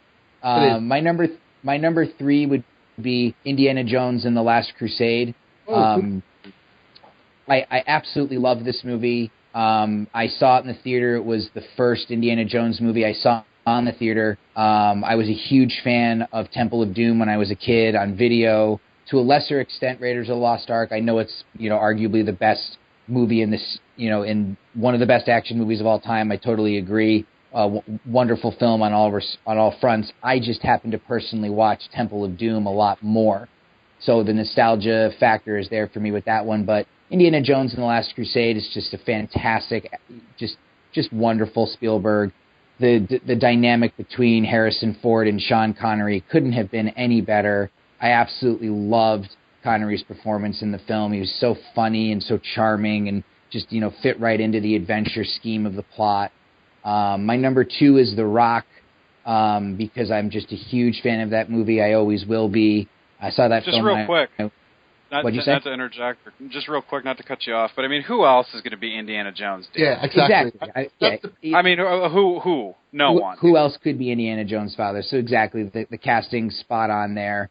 That's what, because Spielberg wanted to do Bond and they wouldn't let him. He talked a couple of times to the Broccolis, and they were like, with your style clashes, and because the Broccolis are very protective of 007. And how there's very few named directors. It's only recently they've had a named director on it. Right. I know John Woo apparently would pay them, and apparently would pay the Broccolis to do 007 back in the. And I know Tarantino wanted to do Casino Royale with Pierce Brosnan. How many American directors have been? Yeah, I don't think there's one or two. One. Yeah, one. I want to say Erwin Kershner. Yeah. Okay. But that's even out of context because it's not part of the Broccolis. The Broccoli Right. incredibly, and as I say, my agent who has people who are on the Bond films, she does a lot of crew, and rightly so, they are very protective of the brand, and that's not, they know exactly how they want, and they haven't kept the most famous, arguably the most famous movie franchise. They've kept that going through all kinds of machinations, and it's interesting that, and you're right, but that's why the Indiana Jones movies were born, because he wanted to do Bond, and Lucas said, I think I have our version of 007, and that's why Indiana Jones was born. And of course it goes wonderful full circle. And I love the way in Connery in Temple of Doom, Last Crusade, he sends it up, and he kind of plays a completely different way, and because I think he was written much more heroic, and I think Connery went, no, let's make it more bumbly and fun and charming with the hat and everything. Right. And he doesn't. It's like, and you just go, yeah, who else is going to be Harrison Ford's dad but Sean Connery? Yeah. I love that. I love this scene on the beach when he shoos all the seagulls with the umbrella. I've always loved that moment, and right, like you said, he brought a comedic element to the role, which was a lot of fun, and had to have been unexpected. Like you said, their first instinct would have been to write it more serious, and then Connery has the good the good thought to play it a little bit more fun and loose. So absolutely. Yeah, no. I think if you watch the documentaries, they say that Connery talks about it was played a lot more straighter, and he said, guys, come on, let's play with this and make it fun. And so I think it's a movie that you can see they're having fun, and therefore we're enjoying them having fun making that film, because it's such a romp, as all the Indiana Jones movies are. And Connery is just, and he plays it with there's a great twinkle and amusedness. That whole sequence where they're tied to the chair and the floor's on fire, Yeah. It almost goes into Laurel and Hardy at times, because it is, yeah. There's this like a mild slapstick thing to their heads hitting and then blowing out the fire, blowing the fire to blow it out, and then it just gets bigger. Yeah, that's I actually, the more I think about it, the more I want to watch it again. It's just a fun movie. Exactly. My number 2 is The Rock. Absolutely love that movie. It's one of my favorite action films. I still say it's one of the rare action movies where the bad guy actually has a really credible, solid motivation that you can sort of believe in, that somebody might do this. And I still think it's Michael Bay's best film. I think it's probably one of the only projects that you could actually call a film rather than a movie. And I just think that the casting of Connery as an imprisoned ex-MI6 agent, as he's described in the film, who has all of America's secrets, I just thought that it was just so perfect to cast him in that role, and his chemistry with Nicolas Cage was fantastic, and I love how all three of them go up head-to-head with Ed Harris. The Rock will forever be one of my favorite action films. And my number one... Sorry, I got to say about Ed, what about The Rock is, and I just want to say it is really interesting that Ed Harris is not a villainous character.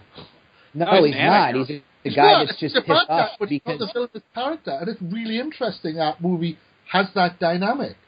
It's one of it's one of my favorite action movies. It always has been. It always will be. To me, it was the perfect blending of Bay's glossy, a very souped up, chip off the Tony Scott block style, and it had a very solid script. And like you said, it features a villain who's not necessarily a villain, and he's a guy that feels that the government has wronged the people that have died serving the country, and that's a resonant theme still to this day. So I still think it's a terrific action film. I think it's one of the best. Don Simpson, Jerry Bruckheimer. Obviously, Simpson passed away during the making of that film, but I just think that it encapsulates so much of that, the Simpson Bruckheimer brand, and what they stood for. Back in the 90s, the 80s and 90s, when they were turning out those red meat action films for guys, when guys actually still went to the movies to see shit blow up, which I'll touch on really quick at the end. But my number one definitely would be. It's actually a tie between The Offense, because I've never seen Connery deliver a performance of that magnitude. And we discussed it enough before, so I won't really get into it. But The Offense is a tie with Robin and Marion, because Robin and Marion was the first time that I ever saw Sean Connery in a movie. My father showed that to me when I was probably 7 or 8 years old, and I've seen it a couple times since. I have it coming to me on disc, and it's just one of those movies that it's just so enjoyable. Richard Lester, who I'm a huge fan of, just terrific chemistry from all the actors in the film, and just a great performance from Connery. And again, it was just my first introduction to him, and after hearing the name thrown around my house so much, it was that one night where I was going to see the Sean Connery movie, so I can still remember that night. So it was a lot of fun.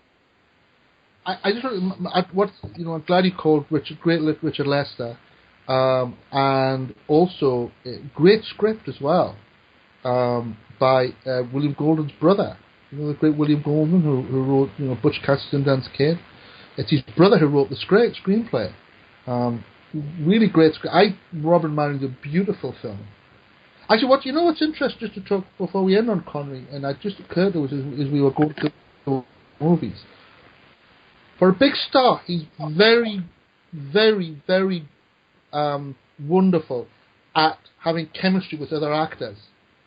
There's a lot of actors who are big stars don't work well with other named stars, and Connery is actually, certainly the later part of his career, he worked really well with, you mentioned Harrison Ford, you mentioned like Nick Cave, Kevin Costner.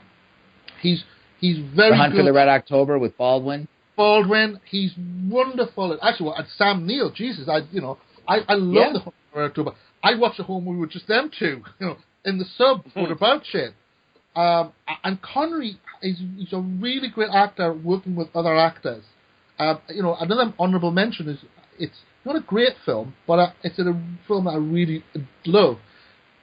Is Family Business. I saw that at the cinema, and it's not a great movie, but it works because of the dynamic. And certainly, who thought that Dustin Hoffman and his father and son, I think they're the same age practically. But there's a great chemistry between them, and there's a wonderful scene where they're getting drunk in the bar, and Connery starts singing a kind of silly song, and Connery's very good at being with other actors. Again, we've talked about The Offence. It's a two-hander with him and Banham, and Banham is as powerful character actor as you're going to get. And I love the way Connery is very generous with his other actors, and he's very good at being with. He isn't just about. He doesn't do movies that are just about him. He does movies where he's playing off other people, and I think it's one of his strengths as an actor. He's very good at having chemistry. Some big stars don't work that well with other named actors, but Connery does brilliantly.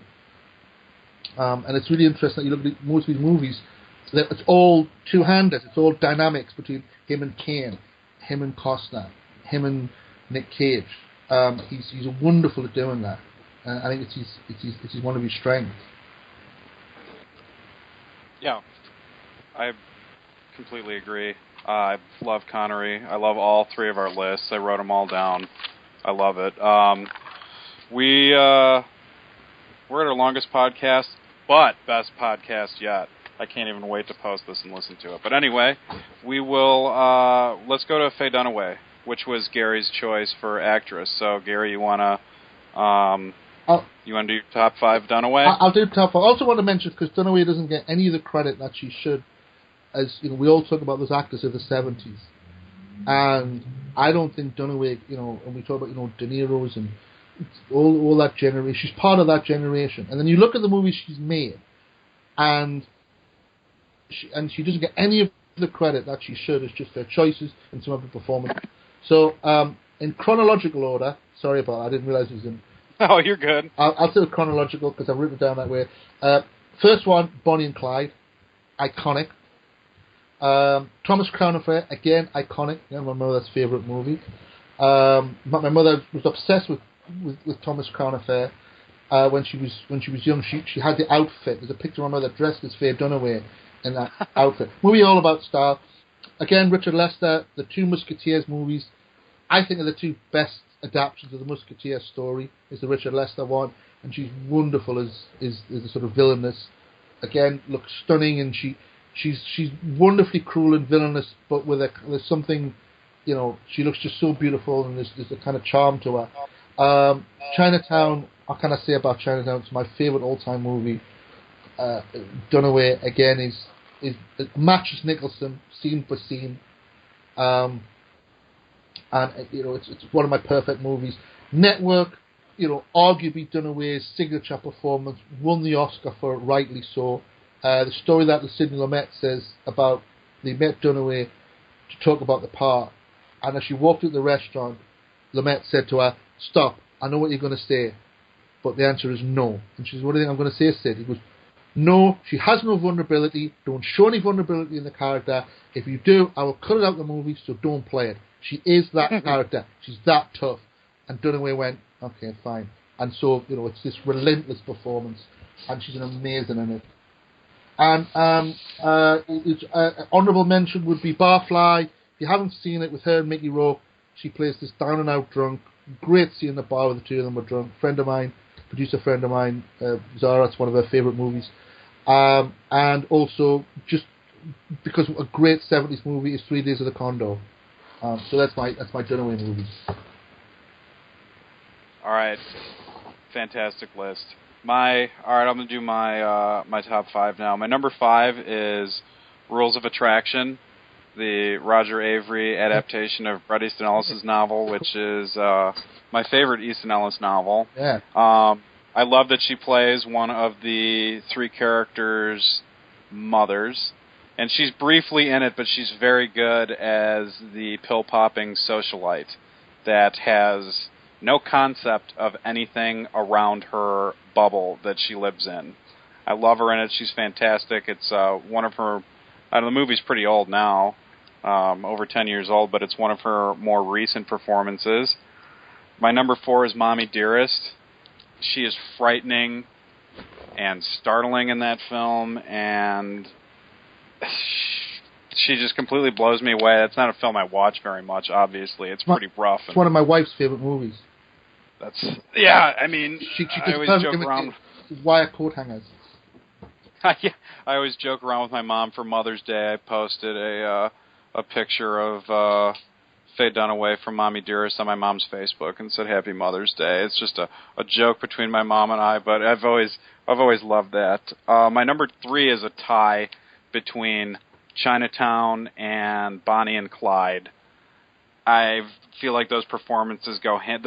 They're very different, but they go hand in hand, and she is absolutely amazing in both of them. The chemistry she has with both Beatty and Nicholson is paramount and undeniable, and particularly with Beatty in the sex scenes or the scenes where she's trying to have sex with Beatty and Bonnie and Clyde, they're just remarkable. The way she plays off of Nicholson in Chinatown, she's just fantastic in both of them. My number 2 is Barfly, with Mickey Rourke. Gary mentioned it in his honorable mentions, based on a screenplay written by Charles Bukowski, where Mickey Rourke plays Bukowski's alter ego. It's a brilliant film. It's hard to find. It's not very easy to attain. I have the old out-of-print DVD, Region 1, that I bought a very long time ago. But it's a remarkable film. It's a tough film to watch. They both give fantastic performances as 2 drunks that are barflies. And my number 1 goes without saying, Network. She's just fiercely brilliant in that film. And she is one of the... I'm going to go out there and say she's one of the best film villains I've ever seen. She is just terrible in that movie, but in a great way. Like Gary said, it's what she won her Oscar for. She's absolutely brilliant in it. Love that film. What I love about it, it's a relentless performance, and it's interesting going through her movies. When you talk about Barfly, there's a performance that's stripped of any vanity. Yes. And you look, and then you go, Network, most actresses would go, you want me to play that? Listen, can't I soften her up? And it was like, no, Lumet told her flat, that's not going to happen. So, okay, right, that's the deal, I'm going in. And she never wavers from that performance. It's interesting about, Mad Men, Network now would be a TV show. In fact, if Mad Men was going to be in the 70s, it would be Network. Advertise it and into television, and you can almost see the kind of echoes of Mad Men in Network in a strange way. It's disjointed, it's multi-charactered, a brilliant film, incredible, and a stunning piece of writing by Patty Chayefsky. Incredible piece of writing, just relentless, and she's amazing in it. Dunaway is incredible, and very, when you look at Bonnie and Clyde, she's a very modern actress. You could take that performance now, and it wouldn't feel dated. And she just doesn't get a tenth of the credit. When you look at those incredible list of movies, and no one speaks of her. She's not talked about the way that Nicholson and her contemporaries are. And that says something about sexism in the industry, I think, a little bit.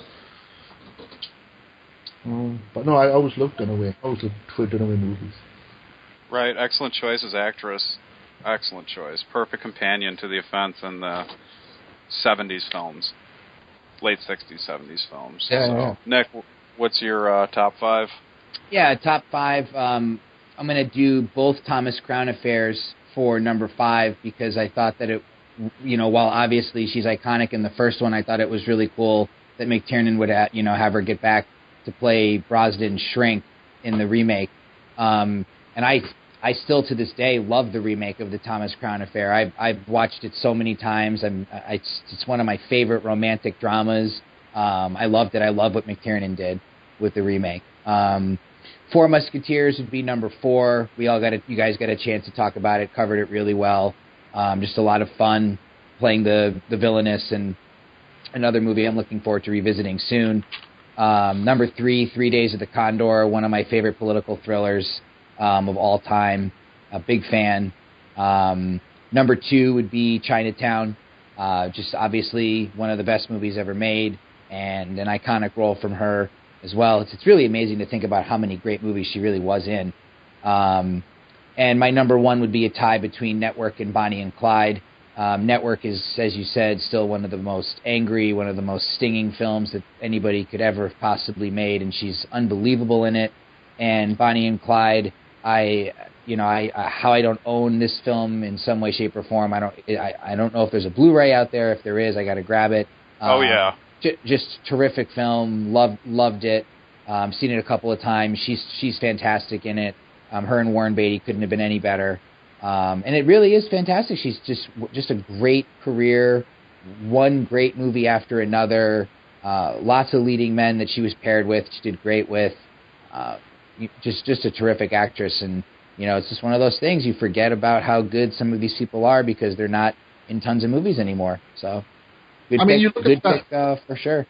Yeah, you look at that list of movies between you've all said. Most actors would kill to be in at least half of those films. I know and also an iconic performance. She's certainly most people want at least one or two some real iconic performances. I just always thought Dunaway, and she always delivered. She's incredibly watchable, and also sometimes not caring about Barfly is again. There's no vanity in that. There's no I'm a Hollywood actress. She looks like I need to see Barfly again. I've seen it once, and I saw it in college. I actually remember getting it from the. We had like a laser disc and DVD videotape closet in the film department, and they had it on video. And back in the days when I still had videotapes, and I can remember watching it, and it was like Frank said, it's a tough sit. It's not a film that a lot of people are going to probably want to sit through, but it is fantastic. So yeah, it's an incredible roster of films that anybody would be lucky to have half of them on their CV. So yeah, absolutely brilliant, wonderful. I loved Dunaway. Yeah, just definitely wanted to say thank you very much to Gary for coming on the show. It's been a pleasure. It's been extremely exciting to have you on. We look forward to obviously chatting with you further. I know you've been, you're on our boards on Facebook and chiming in on the movies. I want to just quickly close out the show with yet another reminder that one of the greatest things that has ever occurred in my lifetime in cinema, which is Fury Road, George Miller's movie. I just have to say one more time, this is the second week it's been out. I've seen it twice now. I am absolutely blown away by it. I can't think of another action film that has really hit me in a way that this one has. And I'm sort of disappointed in the sense that, you know, it's doing well enough in America for it to be considered a hit, but at this point in the game, I really wanted this movie to be seen by a lot more people, and I was really hoping it would be sort of at 150 million domestic instead of 100. And I just don't know what it is. I don't know if there is a disconnect from people who think that they need to see the original trilogy, or if people are just turned off by some sort of element from the trailers. But I'm amazed at sort of the outside of the really excited film buff community and the critical response. I'm sort of amazed that there aren't more people flocking to this movie in droves and really talking about it, because I short of somebody else coming out and really just delivering something more than what has been delivered by George Miller, I'm not really sure if we're going to get an action film on this level again. And I don't know where all the guys are, why they're not going to see this movie, and it speaks to, I think, a change in attitude, I think, about where people's heads are at, I think, and there's just too many options these days. Back in the day, the summer was for going to see movies where shit blew up. I mean, that was the point. That was the whole point of the summer movie season, was to go and be excited by something that you'd never see anywhere else. And finally, a guy like George Miller busts out a movie that does do all that, but he also engages your brain and allows for an incredibly loaded film on a story level and on a subtext level. I just can't say enough about it. I'm totally floored.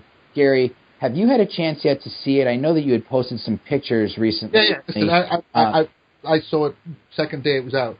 Anything I put on Facebook, I've seen the movie. You guarantee I've just seen the movie that day. Okay, so anytime you put... All right, so what was your take on it? Being a creative person, you know, having a movie made, what was your response to it? It's a game changer in terms of action, because it's a relentless movie, and yet it's basically a chase movie in which the whole movie is just a chase in the desert, and yet somehow what Miller manages to do is you never feel shortchanged by the characters at all and their connections, and yet he does it in this endless chase, and that's a hard balancing act to do. You're saying it's only made to listen. It's become iconic already, right?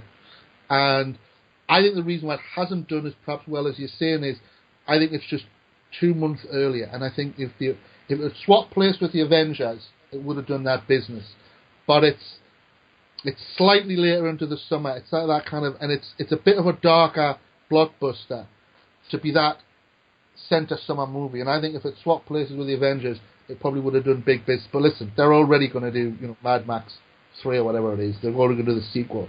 And it's just a great piece of filmmaking. I mean, that's ultimately what it is. It's about as exciting. It really is. It's filmmaking at its purest. Yeah. It's just, and it was too large to appreciate fully the first time. When I left the theater after the first viewing, I was just gobsmacked by what I had seen, and I didn't really I didn't appreciate fully the story and the context and everything about the film like the way I did. I mean, yesterday's viewing, I have to be honest with you, was like revelatory for me. I was so involved in the film on a story level and thinking about the particulars in a way that I didn't the first time.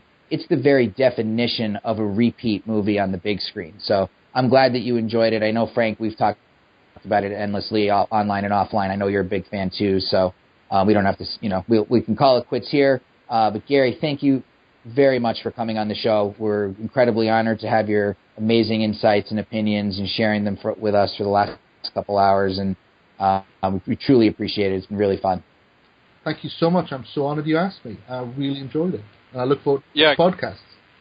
Yeah, Gary, thank you so much for your time. I know I spoke with you prior about we'll be discussing Harry Brown down the line. We'd love for you to come back. I mean, basically anytime you want to come back or pick a film and come back, you just let us know and we'll make it work and we'll do it. Absolutely. Listen, Sunday's a good day for me. Listen, I'm at home. I'm paid to be at home most of the time. And so this time on a Sunday is great. So anytime you want me to come, please, I would be more than happy to do it. So I really look forward. And I look forward to your next series of podcasts as well, because I enjoyed listening to them. So thank you very much for asking me. Yeah, maybe we'll figure out a little Gary Young special edition series down the road. And let's also throw a shout out too, because I would never have been able to meet Gary if it wasn't again through Paul Rollins, the guy who runs Money Into Light, that great website. I know, Gary, you had a chance to get interviewed by Paul, and that's a terrific interview. So just wanted to say thank you guys for allowing yourself the generosity of spirit and to talk to people like us. So it's a lot of fun. Listen, actually, also, I'm glad someone did a shout to Paul, because he's a really interesting guy, and his passion for movies is more than commendable. I mean, he knows everything, and I love his. If anyone hasn't looked out Money in the Light, please do. It's a great site, and he's a very kind of smart, savvy guy, but also just a genuine movie geek in the best sense, and just has someone who loves movies for all the right reasons. Totally agree. Yeah, totally agree. And on a personal note, go ahead. What? And a lovely guy as well. He's a fellow. Yeah, he's awesome. From Northern England as well. And on a personal note, I just wanted to say thank you again for reading the first couple chapters of my novella. It was great to have you read it, give me feedback, talk to you about writing. It was just unbelievable. And thank you so much for your generosity on that and everything. And it's been great. I mean, I can't even wait to listen to this podcast. I'm so excited to post it and have everybody listen to it. So thank you again. Fantastic. And next week on episode 8, we'll be discussing another one of my personal favorite films. We'll be discussing Todd Williams' The Door on the Floor, starring Jeff Bridges and Kim Basinger, which is based on the first act of John Irving's novel A Widow for 1 Year. So I'm looking forward to that. I know Nick's going to watch it. Gary, have you seen The Door on the Floor by any chance? Not for quite a while. I thought, wow, that's a real obscure choice. I've seen it once, like 15 years ago. I'm looking forward to seeing it again. Yeah, I think I saw it on video. Once. Two great actors, by the way. Two terrific. Bridges and Basinger, really. And it's they're also going to be our top 5 performances. Bridges and Basinger, can't even wait. Brilliant. Awesome. You guys have seen it. I just watched it probably a couple weeks ago. It's one of my favorite films, one of my favorite novels. So that's going to be up next week. And I just want to say thank you again, Gary. And it's been great. So hopefully everybody sticks this one out. It's our longest one yet, but our best one yet. So thank you, everybody. Thanks again, Gary. Bye-bye.